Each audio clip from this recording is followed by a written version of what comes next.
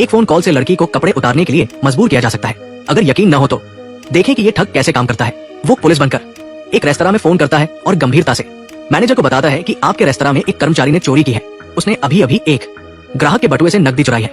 Manager ने यह सुनकर अपने कर्मचारी पर भरोसा नहीं किया, क्योंकि वो अपने कर्मचारियों के चरित्र को सबसे बेहतर जानता था।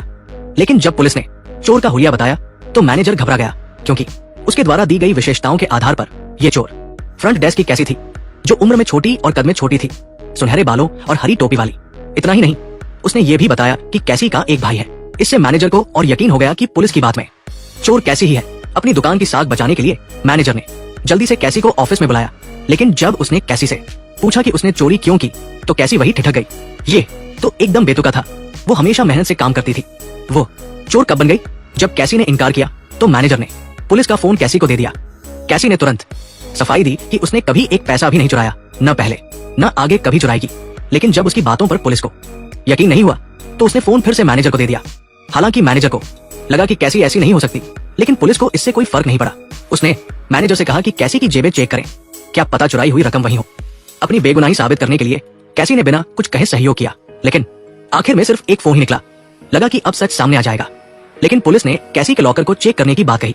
हालांकि ये निजता का उल्लंघन था, लेकिन अपनी बेगुनाही साबित करने के लिए कैसी ने पुलिस की मांग पर मैनेजर को अपना बैग चेक करने दिया। मैनेजर ने बैग को अच्छे से चेक किया, लेकिन फिर भी पुलिस की बताई चुराई हुई रकम नहीं मिली। लगा कि अब कैसी का संदेह खत्म हो जाएगा।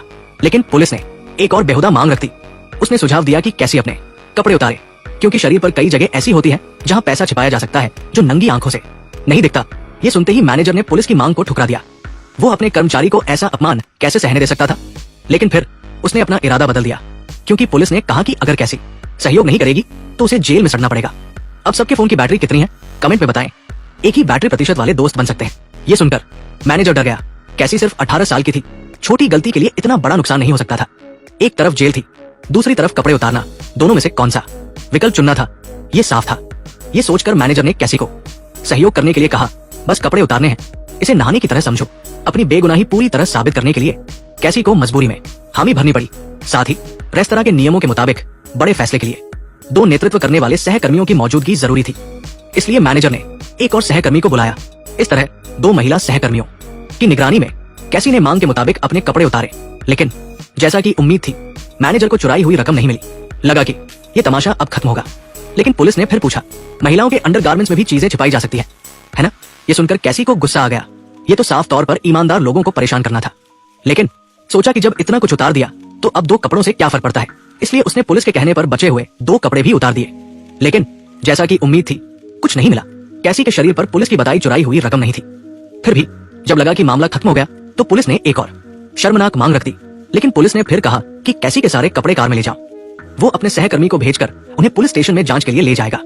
मैनेजर को यह बिल्कुल पसंद नहीं था, लेकिन पुलिस की पहचान के सामने वो मजबूर था, इसलिए उसने वैसा ही किया। उस वक्त रेस्तरां में ग्राहक बढ़ रहे थे और पुलिस तुरंत नहीं आ पा रही थी। इसलिए मैनेजर ने पूछा कि क्या वो काम पर जा सकता है, क्योंकि ये सबसे व्यस्त समय था। पुलिस ने तुरंत हाँ कर दी, लेकिन शर्त रखी कि एक पुरुष कर्मचारी को कैसी की निगरानी के लिए रखना होगा ताकि वो भाग न सके। मैनेजर ने मजबूरी में कैसी के सबसे अच्छे दोस्त को बुलाया, लेकिन अभी कुछ समझ नहीं पाया कि लड़के ने पुलिस का फोन उठाया और पुलिस के एक सवाल से हैरान रह गया। लड़के ने गुस्से में कमरा छोड़ दिया। वो कैसी का सबसे अच्छा दोस्त था और उसका सम्मान करने के लिए उसने कैसी के साथ ऐसा करने से मना कर दिया। मैनेजर ने यह देखकर असहाय महसूस किया। दुकान में बहुत भीड़ थी और वो फिलहाल कैसी की निगरानी के लिए कोई बेहतर व्यक्ति नहीं ढूंढ पा रहा था। लेकिन तभी पुलिस ने सुझाव दिया कि मैनेजर के पति को यह काम करने के लिए बुलाया जाए। दुकान के कारोबार के लिए मैनेजर को मजबूरी में अपने नशे में धुत पति को बुलाना पड़ा। पुलिस के सवालों का जवाब देते हुए उस आदमी ने हर सवाल का जवाब दिया, एक पल भी ढिलाई नहीं की, और उसकी इसी कमजोरी ने फोन के दूसरी तरफ पुलिस को मौका दे दिया। ये लड़की के साथ धोखाधड़ी का तीसरा घंटा था। फोन पर वो शख्स पुलिस बनकर आदेश के लहजे में उस बूढ़े आदमी को पास की लड़की की पूरी तलाशी लेने को कह रहा था। अगर शरीर पर कोई कपड़ा बाधा बन रहा हो तो उसे जबरदस्ती फाड़कर हटा देना था। सिर से पैर तक अच्छे से चेक करना था। ये सुनकर बूढ़ा हंस पड़ा। कौन सा बड़ा अधिकारी ऐसा इम्तिहान झेल सकता है? जब पुलिस ने ऐसा कहा तो वो मान गया। लेकिन लड़की उस वक्त बेहद शांत थी। उसकी नजरें ठहरी हुई थी, चेहरा मुरझाया हुआ था। नकली पुलिस की बार बार की धमकियों के सामने उसका विरोध खत्म हो चुका था। इस तरह नकली पुलिस के निर्देश पर उस बूढ़े ने लड़की के साथ बेहद शर्मनाक हरकत की। लेकिन जल्द ही उसे कुछ गलत लगा। वो इतनी उम्र का होकर भी एक छोटी लड़की के साथ ऐसा कर रहा था। जितना सोचता उतना गलत लगता। वो वही ठिठक गया जब तक उसकी पत्नी ने आकर प्रगति नहीं पूछी। तब जाकर बूढ़े को होश आया। वो चुपचाप रेस्तरां से चला गया, अपनी पत्नी को हैरान छोड़कर।